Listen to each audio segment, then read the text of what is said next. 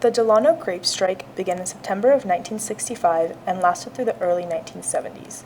With the growth of the agriculture industry in the United States came the rise in demand for cheap labor, a demand filled by immigrants who were drawn to the American lifestyle and the American dream. Although the United States economy was progressing, under such high demand and greed for profit, growers began to ignore the conditions farmers were living and working under, as well as livable wages and the overall well-being of their workers. Delano, California is a place where these conditions were mostly seen and is a place where a social movement was born. Farm workers had many odds against them and were living with a government that did everything they could to continue to suppress their voices. Regardless of the intimidation and institutionalized inequality, farm workers unified and relied on community building and activism to speak out on the injustices present in their communities.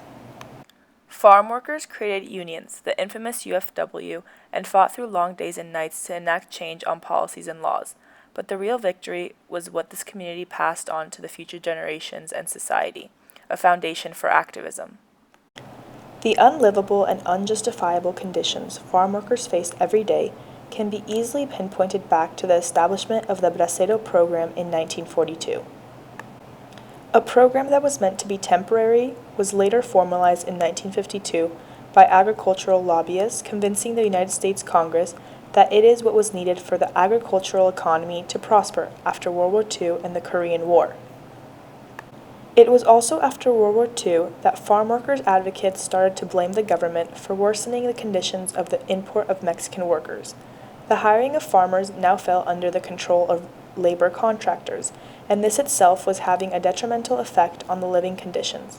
No longer did individual growers have to worry about the conditions farmers were working in, as it fell under the responsibility of the county. Because of this, quote, growers invested heavily in the program to take advantage of the discrepancies between the wages Mexican nationals would accept and what local workers needed to survive, end quote. No one was advocating for the farmers, the government even less so. This was a gray area in which individual growers took advantage of, pushing the limit of livable wages to see how low livable wages could go in order to maximize their profit. From a farm worker to a social activist and leader, Cesar Chavez was first born to an immigrant family. Due to the exposure and growing up in a farmer family, Cesar Chavez knew the hardships that farm workers faced on the daily, and it is through these experiences that he became an advocate for equality in the field.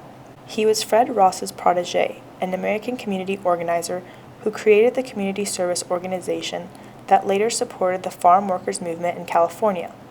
An infamous quote from Ross that states one should organize people where they are, not where they want to be, highlights the fundamental values of community organizing that Cesar Chavez learned from. Activists tended to, and still tend to, lean on community organizing to enact social movements. In fact, boycotting in the 20th century proved to be effective, as the Delano grape strike reduced overall shipments to the second largest market for table grapes in the United States by 16%. This is merely one of the reasons why the grape boycott was as successful as it was, because time and effort were dedicated to the planning and organizing of this movement. As Chavez once said, if you don't participate in the planning, you just don't count. A poster from 1975 titled Boycott for Democracy, Boycott Grapes Unless You See This Label, held information about the tension between the state of California and the worker unions. What, quote, farm owners and their Teamster allies, quote, have done to conduce a, quote, massive campaign of violence and intimidation, end quote, as well as ways to support immigrant farmers and the UFW. It is one thing to know the exact policy and laws one is fighting to change, but if one can't organize, plan, and delegate within a community, no direct change can be enacted. Jerry Cohen, hired as the first counsel for the United Farm Workers, was inexperienced in labor law, yet he was encouraged by Cesar Chavez to dive into this position. Throughout all of this, due to the spirit and attitude Jerry took on, he was viewed as a powerhouse in the legal world, with his power deriving from, quote, the union's ability to mobilize people and make demands, end quote. The UFW reached their first victory. Rest periods were extended, labor contractors were banned, and health benefits were given to farm workers. But to this day, the UFW exists and is still fighting for worker protection and bans against certain harmful pesticides. So, in the long run, what was the real victory? Boycotting continues to be a tradition followed by social movements in the United States and all around the world. It is because farm leaders and activists like Cesar Chavez dedicated and prioritized planning and organizing that they set fundamental values of community organizing for generations to come. When picking apart social movements in society today, a pattern that stems from the Delano grape strike is clearly seen. The real victory of the UFW, gained in the 1970s, was the path created for generations to follow to continue to build on community and grassroots organizing.